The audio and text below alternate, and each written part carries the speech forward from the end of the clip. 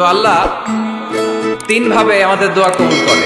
পদ্ধতি নাম্বার 1, চাওয়া মাত্রই দিয়ে দেয়, বলে হ্যাঁ দেব তো দিয়ে দেয়, আমরা খুশি।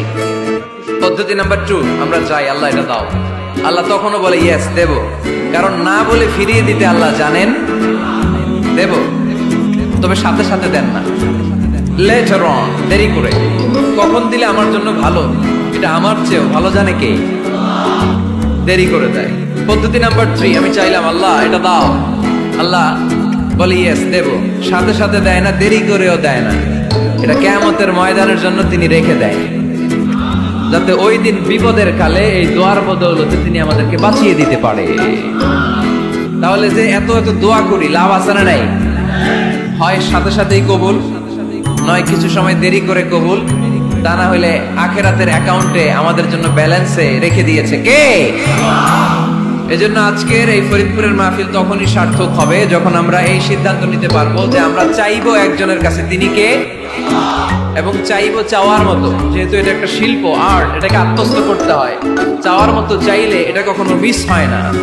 এজন্য আমরা মন প্রাণ উজাড় করে আল্লাহ তাআলার কাছে চাইবো, শুধু নিজের জন্যই চাইবো, আশেপাশে আর কারোর জন্য চাইবো না। কেন ওনার জন্য চাবো কেন? আমারটা আমি চাবো, ওনারটা উনি চাবে, কথা কন। অনেকে বলে হুজুর আমি আরেকজনের জন্য দোয়া করে কি লাভ, ওনারটা উনি করবে, আমারটা আমি করি।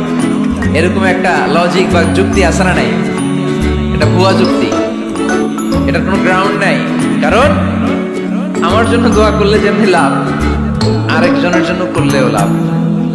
হাদিসে এসেছে কোন মুসলিম যদি ইয়াদউ লি আখিহিল মুসলিম ফি যাহরিল গায়ব, তার কোনো ভাইয়ের জন্য যদি কেউ দোয়া করে, ওই দোয়াটা আগে আল্লাহ তার জন্য কবুল করে নেয়।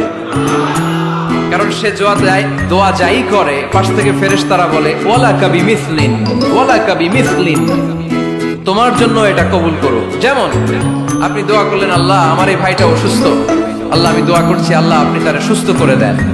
ফেরেশতারা বলে আল্লাহ ওয়ালাকা বিমিসলিন, যিনি দোয়া করছে তার যদি কোনো রোগ বালাই থাকে আগে তারে সুস্থ করে দেন। আমি দোয়া করলাম আল্লাহ আমার এই ভাইটা হজে যেতে পারে না, আল্লাহ তুমি তারে হজে যাওয়ার তৌফিক দান করো। ফেরেশতারা বলে ওয়ালাকা বিমিসলিন, মানে আল্লাহ যিনি দোয়া করতেছে আগে তার হজের ফ্লাইটটা কবুল করো। লাভ আছে না নাই? এজন্য নিজের জন্য দোয়া করলেও লাভ, পরের জন্য দোয়া করলেও লাভ। কোন সময়ে কি দোয়া করবেন কোরআনে আছে না নাই? আল্লাহর নবীরা এগুলো আমাদেরকে সব শিখিয়ে গিয়েছে। সাইয়েদনা আদম আলাইহিস সালাম ভুল করে গন্ধম খেয়ে ফেললেন, আল্লাহর কাছে কাঁদতে শুরু করলেন, শত শত বছর চোখের পানি ছেড়ে উনি কাঁদলেন। আর একটা দোয়া আমাদের জন্য রেখে গেলেন যে আমরাও আদম জাত, বানি আদম, আমরাও যদি ভুল করি আমরাও যেন এই দোয়াটা পড়ে কেঁদে কেঁদে আল্লাহর কাছে ক্ষমা চাইতে পারি, ঠিক কিনা?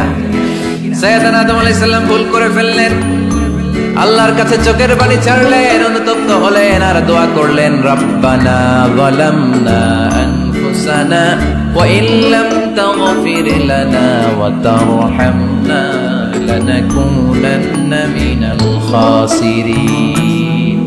আল্লাহ ভুল করেছি, অপরাধ করেছি, অন্যায় করেছি, তুমি যদি মাফ না করো কেউ মাফ করার নাই, ঠিক কিনা? এভাবে ভুল হয়ে গেলে ক্ষমার রাস্তা খোলা। অনেকে রাস্তা বন্ধ করে দেয়, ভয় দেখায়, হায় হায় তুই তো কাফের, তুই তো জাহান্নামী, এরকম আছে না নাই? তো আল্লাহ তিন ভাবে আমাদের দোয়া কবুল করে। পদ্ধতি নাম্বার 1, চাওয়া মাত্রই দিয়ে দেয়, বলে হ্যাঁ দিব তো দিয়ে দেয়, আমরা খুশি। পদ্ধতি নাম্বার 2, আমরা চাই আল্লাহ এটা দাও, আল্লাহ তখনও বলে ইয়েস দেব, কারণ না বলে ফিরিয়ে দিতে আল্লাহ জানেন দেব, তবে সাথে সাথে দেন না, লেটার অন, দেরি করে। কখন দিলে আমার জন্য ভালো, এটা আমার চেয়েও ভালো জানে কে, দেরি করে দেয়।